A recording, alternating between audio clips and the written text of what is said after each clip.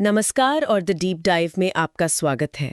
आज हम यूपीएससी परीक्षा के दृष्टिकोण से कुछ बेहद ज़रूरी समसामयिक विषयों पर गहराई से बात करेंगे। आज तारीख है 15 अक्टूबर 2025 और ये इस तारीख के विश्लेषण का पहला भाग है। हो सकता है इनमें से कुछ विषयों पर हमने पहले थोड़ी बात की हो, तो ये एक अच्छा रिवीजन भी हो जाएगा सबके लिए। बिल्कुल।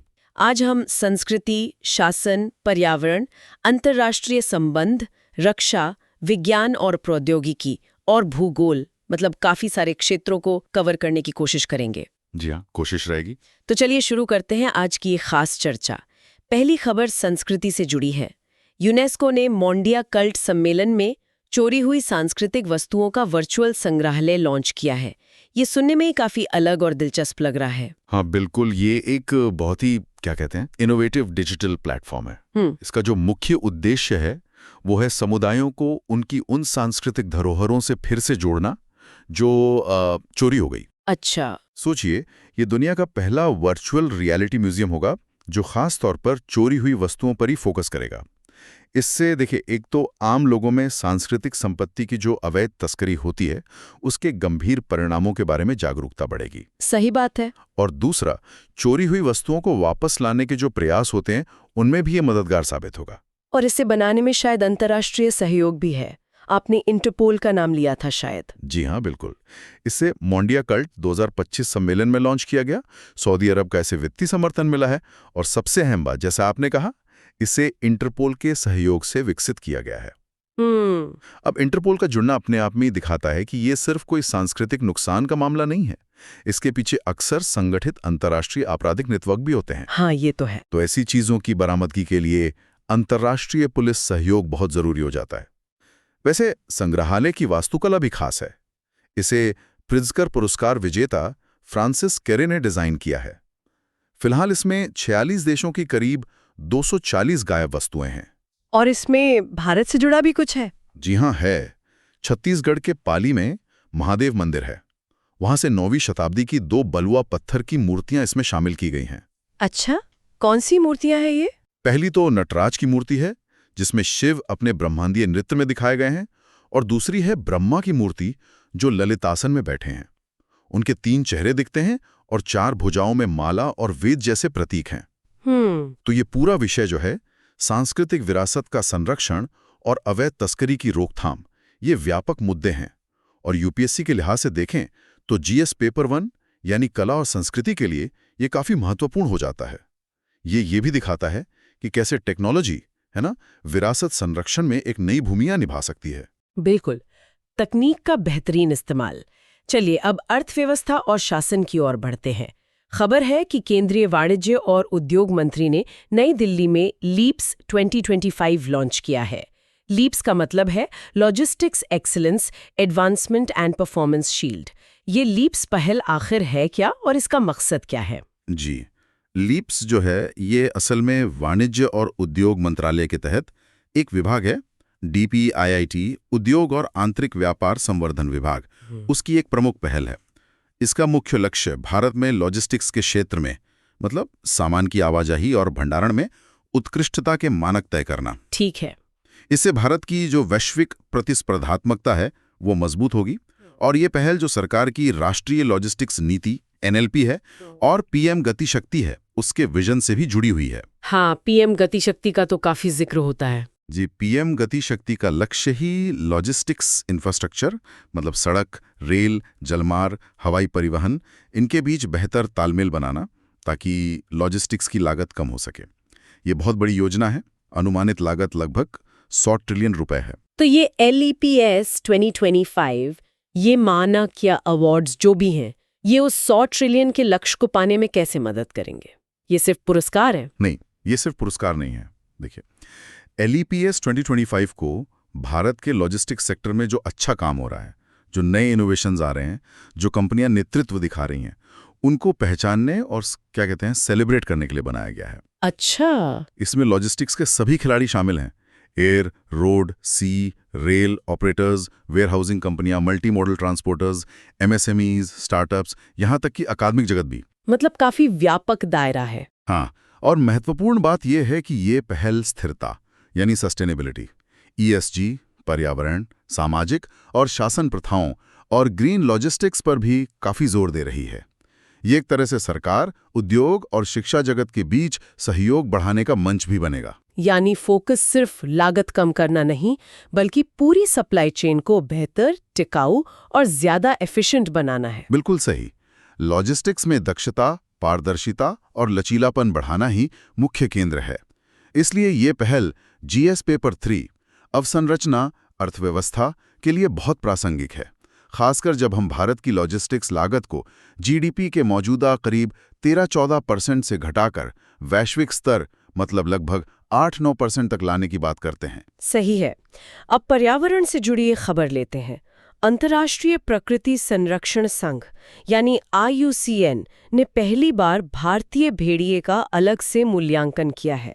ये क्यों महत्वपूर्ण है कि भारतीय भेड़िए कैनिस लूपिस पैलिपीस का मूल्यांकन अब अलग से किया जा रहा है?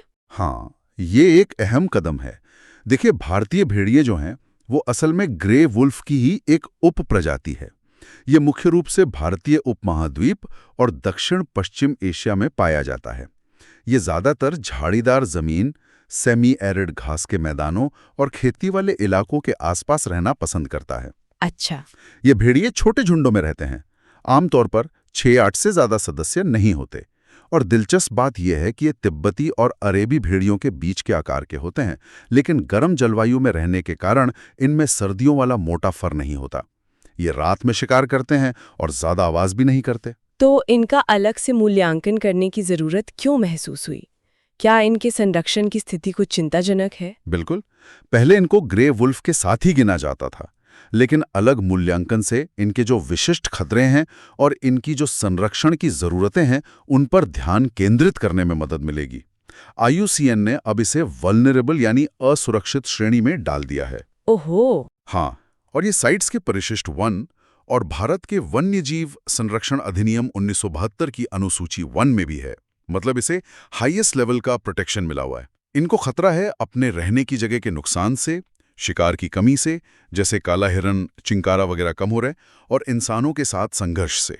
हाँ, मानव वन्यजीव संघर्ष तो बढ़ रहा है। जी। वैसे कर्नाटक में इनके लिए एक समर्पित अभयारण्य भी है, बंकापुर भेड़िया अभयारण्य। तो अलग मूल्यांकन का मतलब है कि अब इनके संरक्षण के लिए जो नीतियां बनेंगी, जो प्रयास होंगे, वो ज्यादा फोकस्ड और शायद ज्यादा प्रभावी हो सकते हैं। ये मुद्दा प्रजातियों के संरक्षण और मानव वन्यजीव संघर्ष प्रबंधन की जटिलताओं को दिखाता है, जो जीएस पेपर 3 पर्यावरण का एक महत्वपूर्ण हिस्सा है। संरक्षण की बात अंतर्राष्ट्रीय स्तर पर भी है। हाल ही में आर्मेनिया IUCN का नया सदस्य राज्य बन गया है। आर्मेनिया जैसे देश के लिए ये कदम क्या मायने रखता है, खासकर उस क्षेत्र की भू राजनीति को देखते हुए? जरूर। आर्मेनिया, जैसा हम जानते हैं, काकेशस पर्वत श्रृंखला के दक्षिण में एक लैंडलॉक्ड देश है। इसके पड़ोसी हैं जॉर्जिया, अजरबैजान, ईरान और तुर्की। यहाँ की जमीन ज्यादातर पहाड़ी है, लेसर ककेशस पर्वत फैले हुए हैं। मिट्टी यहाँ की ज्वालामुखी है, काफी उपजाऊ भी है। माउंट अरागाट सबसे ऊंची चोटी है। जलवायु महाद्वीपीय है। अरास, हसदान जैसी नदियां हैं। प्राकृतिक संसाधनों में सोना, तांबा, मोलिब्डेनम वगैरह के छोटे भंडार हैं। राजधानी येरेवन है। और इस क्षेत्र में नागोर्नो कराबाख को लेकर आर्मेनिया और अजरबैजान के बीच तो काफी लंबा विवाद रहा है। हाँ बिल्कुल। नागोर्नो कराबाख पर क्षेत्रीय विवाद ही इस संघर्ष का केंद्र रहा है। इसमें मिन्स्क समूह ने मध्यस्थता की कोशिश की थी, हालांकि सफलता मिली-जुली रही। अब आर्मेनिया का IUCN का सदस्य बनना इस भू राजनैतिक पृष्ठभूमि में एक दिलचस्प डेवलपमेंट है। कैसे? ये दिखाता है कि शायद पर्यावरणीय सहयोग जो है वो संघर्ष वाले क्षेत्रों में भी एक पुल का काम कर सकता है, या कम से कम अंतर्राष्ट्रीय मंचों पर भागीदारी का एक नया अवसर तो देता ही है। अगर हम इसे बड़ी तस्वीर से जोड़ें तो काकेशस क्षेत्र की जो जटिल भू राजनीति है, वहाँ के ऊर्जा मार्ग हैं और जो पड़ोसी शक्तियां हैं, रूस, तुर्की, ईरान, उनका प्रभाव, इन सबको समझने के लिए जानकारी महत्वपूर्ण है। ये जीएस पेपर 2 अंतर्राष्ट्रीय संबंध के लिए प्रासंगिक है। बिल्कुल। अब देश के भीतर कुछ महत्वपूर्ण आंकड़ों पर आते हैं। भारत के महापंजीयक RGI ने नागरिक पंजीकरण प्रणाली CRS पर आधारित 2023 की रिपोर्ट जारी की है। जन्म और मृत्यु के क्या खास रुझान देखने को मिले हैं इस बार? जी, इस रिपोर्ट के मुताबिक 2023 में भारत में 2.52 करोड़ जन्म दर्ज हुए। ये 2022 से थोड़े कम हैं, करीब 2.32 लाख कम। अच्छा, जन्म दर में थोड़ी कमी आई है।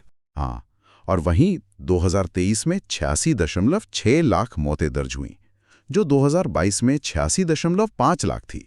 मतलब बहुत मामूली सी बढ़त है। यहाँ एक बात गौर करने वाली है कि 2022 और 2023 में मौतों की संख्या में कोई बहुत बड़ा उछाल नहीं दिखा। हाँ, जबकि कोविड का असर तो था। जी। जबकि स्वास्थ्य मंत्रालय का जो डैशबोर्ड है वो मई 2025 तक महामारी से करीब 5.34 लाख मौतें बताता है। हालांकि 2021 में जो लॉकडाउन का दूसरा साल था, तब मौतों में एक बड़ा उछाल जरूर दिखा था। 2020 के मुकाबले 21 लाख से ज्यादा मौतें दर्ज हुई थी 2021 में। ये आंकड़े वाकई काफ़ी कुछ बताते हैं। रिपोर्ट में लिंगानुपात और जन्म पंजीकरण के बारे में क्या खास बातें सामने आई? हाँ, जन्म के समय लिंगानुपात SRB के आंकड़े हमेशा ध्यान खींचते हैं। 2023 में सबसे कम SRB दर्ज किया गया झारखंड में 899 प्रति 1000 लड़कों पर। उसके बाद बिहार 900 और तेलंगाना 906 रहे। और सबसे ज्यादा SRB रहा अरुणाचल प्रदेश में 1085। ये काफ़ी ज़्यादा है। हाँ, बहुत बड़ा अंतर है। 899 और अरुणाचल में 1085। ये ज़रूर विश्लेषण का विषय है कि इसके पीछे सामाजिक कारण हैं या डेटा कलेक्शन में कोई अंतर है। सही बात है। एक अच्छी बात यह है कि 2023 में जितने जन्म पंजीकृत हुए उनमें से 74% संस्थागत थे, मतलब अस्पतालों वगैरह में हुए, और जन्मों का ओवरऑल रजिस्ट्रेशन 89.4% तक पहुंच गया, जो बहुत अच्छा है। ये तो काफी अच्छी प्रगति है। जी हाँ, 11 राज्यों केंद्र शासित प्रदेशों ने तो 21 दिन की समय सीमा के अंदर ही 90% से ज्यादा जन्म दर्ज कर लिए। देखिए, ये आंकड़े सिर्फ गिनती नहीं है, ये हमारी जनसंख्यिकी, हमारी सार्वजनिक स्वास्थ्य नीतियों की प्रभावशीलता, लिंग संबंधी जो गहरे सामाजिक मुद्दे हैं और नागरिक पंजीकरण प्रणाली CRS का कितना महत्व है, इन सबको समझने के लिए एक आईने की तरह है। CRS का डेटा ही योजनाओं को बनाने और उनका मूल्यांकन करने का आधार बनता है। ये सामग्री GS पेपर 1 समाज और GS पेपर 2 शासन स्वास्थ्य दोनों के लिए महत्वपूर्ण है। आंकड़ों से आगे बढ़ते हुए तकनीक पर आते हैं, खासकर आपदा प्रबंधन के क्षेत्र में। डर्बन में G20 की बैठक में भारत की एकीकृत चेतावनी प्रणाली सचेत का जिक्र हुआ है। ये सचेत सिस्टम है क्या और ये काम कैसे करता है? सचेत मतलब सचेत। ये असल में NDMA यानी राष्ट्रीय आपदा प्रबंधन प्राधिकरण की सोच पर आधारित एक आपदा पूर्व चेतावनी मंच है। इसे विकसित किया है दूरसंचार विभाग के CDOT ने, जो उनका प्रमुख R&D केंद्र है। अच्छा। इसकी खासियत यह है कि ये नागरिकों को रियल टाइम में उनके स्थान के आधार पर, मतलब जियो टारगेटेड अलर्ट भेजता है। ये अंतर्राष्ट्रीय दूरसंचार संघ ITU का जो कॉमन अलर्टिंग प्रोटोकॉल CAP है, उस मानक पर आधारित है। इससे ये वैश्विक स्तर पर भी संगत है। ये सिस्टम मौसम विज्ञान, जल विज्ञान, भूकंप विज्ञान, समुद्री विज्ञान जैसे अलग अलग संस्थानों को एक मंच पर लाता है। और ये चेतावनी लोगों तक पहुंचती कैसे है? क्या ये सिर्फ SMS से भेजी जाती है? नहीं, यही इसकी सबसे बड़ी खूबी है। ये कई तकनीकों का इस्तेमाल करता है ताकि चेतावनी हर किसी तक पहुंच सके। इसमें SMS है, सेल ब्रॉडकास्ट है, जो बिना नंबर के भी उस इलाके के सभी फोन पर मैसेज भेजता है। इसका अपना मोबाइल ऐप है सचेत app. TV, radio, social media, RSS feed, browser notification, यहाँ तक कि सैटेलाइट का भी इस्तेमाल होता है। अरे वाह, ये तो काफी व्यापक कवरेज है। जी हाँ, मकसद यही है कि कम्युनिकेशन गैप ना रहे और चेतावनी लास्ट माइल तक, मतलब अंतिम व्यक्ति तक पहुंचे। ये सिस्टम भारत के सभी राज्यों और केंद्र शासित प्रदेशों में चालू है। यूजर्स ऐप पर अपने मौजूदा लोकेशन के लिए अलर्ट सेट कर सकते हैं या किसी दूसरे जिले के लिए भी सब्सक्राइब कर सकते हैं। ऐप पर IMD से मौसम की रिपोर्ट और पूर्वानुमान भी मिलता है। संचित जो है वो आपदा जोखिम को कम करने और अर्ली वार्निंग सिस्टम के क्षेत्र में टेक्नोलॉजी के बेहतरीन इस्तेमाल का एक उदाहरण है। ये दिखाता है कि कैसे अलग अलग एजेंसियों और तकनीकों को इंटीग्रेट करके जीवन और संपत्ति की रक्षा की जा सकती है। ये सीधे तौर पर GS पेपर 3 आपदा प्रबंधन से जुड़ा हुआ विषय है। तकनीक का उपयोग आपदा प्रबंधन में, तो वहीं पारंपरिक सुरक्षा अभ्यास भी चल रहे हैं। नाटो का वार्षिक परमाणु निवारण अभ्यास है स्टेडफास्ट नून। ये इस साल नीदरलैंड में हो रहा है। इस अभ्यास का क्या महत्व है, खासकर आजकल के वैश्विक माहौल में? स्टेडफास्ट नून ये नाटो का एक नियमित सालाना अभ्यास है, लेकिन इसका फोकस परमाणु निवारण यानी न्यूक्लियर डेटरेंस पर होता है। ये दिखाता है कि गठबंधन अपनी परमाणु क्षमताओं को लेकर तैयार है और विश्वसनीय भी है। अच्छा। हर साल इसकी मेजबानी कोई अलग सदस्य देश करता है। 2025 में नीदरलैंड मेजबान है और वोल्केल एयरबेस इसका मुख्य केंद्र रहेगा। बेल्जियम, ब्रिटेन, डेनमार्क के बेस भी इसमें शामिल होंगे। लगभग 14 सदस्य देशों के करीब 70 विमान इसमें हिस्सा लेंगे। इसमें दोहरे सक्षम यानी ड्यूअल केपेबल विमानों का भी जिक्र था। और क्या इसमें असली परमाणु हथियार इस्तेमाल होते हैं? हाँ, दोहरी सक्षम विमान वो होते हैं जो पारंपरिक हथियार भी ले जा सकते हैं और परमाणु हथियार भी, जैसे जर्मनी के टॉर्नेडो जेट या अमेरिका और नीदरलैंड के F-35 फाइटर जेट। लेकिन ये बात साफ करना बहुत जरूरी है कि इस अभ्यास में किसी भी असली परमाणु हथियार का इस्तेमाल नहीं होता है। अच्छा, ये सिर्फ अभ्यास है। जी हाँ, पायलट और विमान परमाणु मिशन के लिए सर्टिफाइड होते हैं, पर अभ्यास के दौरान वे कोई हथियार लोड नहीं करते। ये पूरी तरह से एक ट्रेनिंग और तैयारी का अभ्यास है। एक और बात, फ्रांस इसमें हिस्सा नहीं लेता है। वो अपनी परमाणु सेनाओं को नाटो की कमांड संरचना से अलग रखता है। ये अभ्यास वैश्विक सुरक्षा, खासकर यूरोप में नाटो की जो निवारक मुद्रा है, जो डिटरेंट पोस्चर है और उसकी जो तैयारियां हैं, उनको समझने के लिहाज से महत्वपूर्ण है। ये गठबंधन के सदस्यों के बीच एकजुटता और समन्वय का भी प्रतीक है। इसका विश्लेषण GS पेपर 2 अंतर्राष्ट्रीय संबंध और GS पेपर 3 सुरक्षा दोनों के दृष्टिकोण से करना चाहिए। समझ गई। सुरक्षा से हटकर वापस पर्यावरण पर आते हैं। महाराष्ट्र के 5 समुद्र तटों को हाल ही में प्रतिष्ठित ब्लू फ्लैग सर्टिफिकेशन मिला है। ये ब्लू फ्लैग टैग आखिर है क्या और ये इतना मायने क्यों रखता है? ब्लू फ्लैग एक अंतर्राष्ट्रीय स्तर पर मान्यता प्राप्त इको लेवल है। इसे डेनमार्क में एक संस्था है, foundation for environment education FA, वो प्रदान करती है।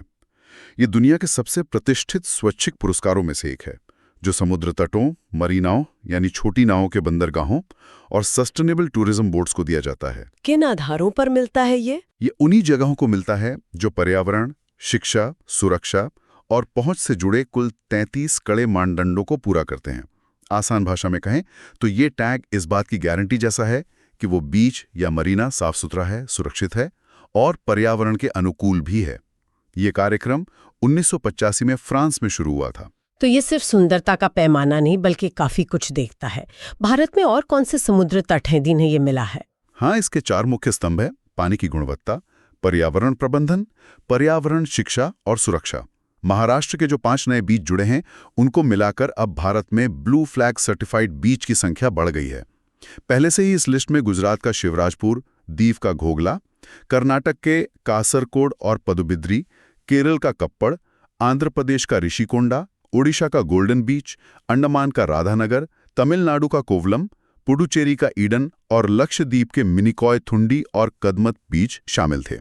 काफी लंबी लिस्ट है अब तो। जी, और याद रखने वाली बात यह भी है कि एशिया का पहला ब्लू फ्लैग बीच ओडिशा का चंद्रभागा बीच था। ये सर्टिफिकेशन न केवल टूरिज्म को बढ़ावा देता है, बल्कि जो स्थानीय समुदाय हैं उनको भी अपने तटीय पर्यावरण के सस्टेनेबल मैनेजमेंट के लिए प्रेरित करता है। ये GS पेपर 3 पर्यावरण के तहत सस्टेनेबल टूरिज्म और कोस्टल मैनेजमेंट से जुड़ा एक अहम विषय है। पर्यावरण की बात चल रही है तो भूविज्ञान की एक खबर भी ले लेते हैं। इटली का एक ज्वालामुखी है कैंपी फ्लेग्रे। वहां आर्टिफिशियल इंटेलिजेंस यानी AI ने कुछ ऐसी भूवैज्ञानिक संरचनाओं का पता लगाया है जो पहले नहीं देखी गई थी। हाँ, ये AI का जियोलॉजी में इस्तेमाल का एक बहुत ही, क्या कहूँ, फैसिनेटिंग उदाहरण है। कैंपी फ्लेग्रे, जिसे फ्लेग्रेयान फील्ड्स भी कहते हैं, ये इटली में नेपल्स की खाड़ी में एक बहुत बड़ा और सक्रिय ज्वालामुखी क्षेत्र है। ये उसी इलाके में है जहां माउंट वेसुवियस है, लेकिन ये वेसुवियस से बहुत अलग और ज्यादा खतरनाक माना जाता है। अच्छा, कैसे अलग है? ये कोई एक पहाड़ जैसा ज्वालामुखी नहीं है, बल्कि एक विशाल कैल्डेरा है, मतलब एक धंसा हुआ ज्वालामुखी कुंड। इसका व्यास करीब 12-15 किलोमीटर है। ये लगभग 39,000 साल पहले एक बहुत बड़े विस्फोट से बना था। और इसे सुपर वोल्केनो भी कहते हैं। AI ने यहाँ क्या खास खोजा है? बिल्कुल, इसे सुपर वोल्केनो की कैटेगरी में रखा गया है। मतलब अगर इसमें बड़ा विस्फोट हुआ तो उसके वैश्विक परिणाम हो सकते हैं, जैसे जलवायु परिवर्तन तक। ये ज्वालामुखी 2005 से ही बेचैनी के संकेत दिखा रहा है, जमीन का उठना, धंसना, भूकंपीय गतिविधि बढ़ना। ओहो! हाल ही में AI मॉडल ने इसके नीचे एक स्पष्ट रिंग फॉल्ट यानी एक गोलाकार दरार प्रणाली का पता लगाया है। चिंता की बात यह है कि ये फॉल्ट सिस्टम 5 तीव्रता तक के भूकंप पैदा करने में सक्षम हो सकता है, जो उस घनी आबादी वाले इलाके के लिए बहुत बड़ा खतरा है। पिछली बार ये 1538 में फटा था। एक खोज ज्वालामुखी के खतरों की निगरानी और भविष्यवाणी में AI जैसी तकनीकों की क्षमता को दर्शाती है। ये GS पेपर 1 भूगोल, ज्वालामुखी और GS पेपर 3 विज्ञान और प्रौद्योगिकी AI अनुप्रयोग, आपदा प्रबंधन दोनों के लिए महत्वपूर्ण है। यहाँ यह सवाल जरूर उठता है कि क्या हम ऐसी तकनीकों पर पूरी तरह भरोसा कर सकते हैं और इनका उपयोग दूसरी प्राकृतिक आपदाओं जैसे भूकंप या भूस्खलन की पूर्व चेतावनी में कितना कारगर हो सकता है। हाँ, ये सोचने वाली बात है। और आज की हमारी अंतिम चर्चा एक नदी के बारे में है, गोमती नदी। उत्तर प्रदेश के मुख्यमंत्री ने गोमती पुनर्जीवन मिशन शुरू किया है। इस मिशन का लक्ष्य क्या है और गोमती नदी का क्या महत्व है? गोमती गंगा की एक महत्वपूर्ण सहायक नदी है। ये पूरी तरह से उत्तर प्रदेश में ही बहती है। ये पीलीभीत जिले के गोमत ताल, जिसे फुलहार झील भी कहते हैं, वहां से निकलती है और लगभग 900 किलोमीटर बहकर वाराणसी के पास गंगा में मिल जाती है। अच्छा। लखनऊ, सुल्तानपुर, जौनपुर जैसे कई प्रमुख शहर इसके किनारे बसे हैं। सई, चौका, कठिना जैसी नदियां इसकी सहायक हैं। ये एक 12मासी नदी है। हालांकि मानसून को छोड़ दें तो बाकी समय इसका प्रवाह थोड़ा धीमा रहता है। लेकिन दुर्भाग्य से ये उत्तर प्रदेश की सबसे प्रदूषित नदियों में भी गिनी जाती है ना? हाँ, यही सबसे बड़ी चिंता है। औद्योगिक कचरा और शहरों का सीवेज इसने नदी को बहुत ज्यादा प्रदूषित कर दिया है। ये जो नया गोमती पुनर्जीवन मिशन शुरू हुआ है, इसका एक बहुत महत्वाकांक्षी लक्ष्य है कि नदी में जो 95% शहरी सीवेज गिरता है उसे रोका जाए। 95%? जी, और नदी के निर्बाध प्रवाह को सुनिश्चित किया जाए। ये मिशन नदी को साफ करने, उसके इकोसिस्टम को फिर से ठीक करने और इसके किनारे बसे शहरों के लिए जल सुरक्षा सुनिश्चित करने की दिशा में एक महत्वपूर्ण कदम है। उम्मीद है ये सफल हो। जी, नदी पुनर्जीवन परियोजनाएं भारत में जल संसाधन प्रबंधन और पर्यावरण संरक्षण के लिए बहुत जरूरी हैं। ये दिखाता है कि विकास और पर्यावरण के बीच संतुलन बनाना कितना चुनौतीपूर्ण काम है। ये विषय GS पेपर 1 भूगोल, नदी प्रणाली और GS पेपर 3 पर्यावरण प्रदूषण संरक्षण दोनों के लिए प्रासंगिक है। तो आज हमने काफी सारे मुद्दों पे बात की, सांस्कृतिक धरोहरों के वर्चुअल संरक्षण से लेकर लॉजिस्टिक्स में उत्कृष्टता तक, भारतीय भेड़िए की अलग पहचान, अर्मीनिया की IUCN सदस्यता और उसकी भू राजनीति, भारत के जन्म मृत्यु के अहम आंकड़े, सैचिट जैसी जीवन रक्षक चेतावनी प्रणाली, नाटो के सैन्य अभ्यास, ब्लू फ्लैग जैसे पर्यावरण मानक, AI द्वारा ज्वालामुखी के रहस्यों का खुलासा और आखिर में गोमती नदी को बचाने की एक महत्वपूर्ण कोशिश। बिल्कुल, आज की चर्चा से एक बात तो साफ उभर कर आती है, चाहे वो वैश्विक स्तर पर चोरी हुई मूर्तियों को ट्रैक करना हो, या राष्ट्रीय स्तर पर लॉजिस्टिक्स को सुधारना हो, या फिर स्थानीय स्तर पर एक नदी को बचाना हो, हर पैमाने पर शासन, तकनीक और आपसी सहयोग की जरूरत है। सही कहा। इस पर सोचना दिलचस्प होगा। क्या इन अलग अलग पैमानों पर जो प्रयास चल रहे हैं, वैश्विक, राष्ट्रीय, स्थानीय, इनके बीच बेहतर तालमेल बनाने के लिए कोई एक ठोस कदम उठाया जा सकता है? और जिस तरह तकनीक जैसे वर्चुअल म्यूजियम हो या AI हो या सैशे अलर्ट सिस्टम हमारी समझ और हमारी प्रतिक्रिया को बदल रही है, तो भविष्य में शासन और नागरिक जीवन के और किन पहलुओं में हम ऐसी तकनीकी क्रांति की उम्मीद कर सकते हैं? ये कुछ ऐसे सवाल हैं जिन पर सोचने की जरूरत है। उम्मीद है आज की ये चर्चा सुनने वालों को जानकारीपूर्ण लगी होगी। अगर हाँ, तो कृपया इसे लाइक करें और ऐसे ही और विश्लेषण के लिए चैनल को सब्सक्राइब करना न भूलें। सुनने के लिए धन्यवाद।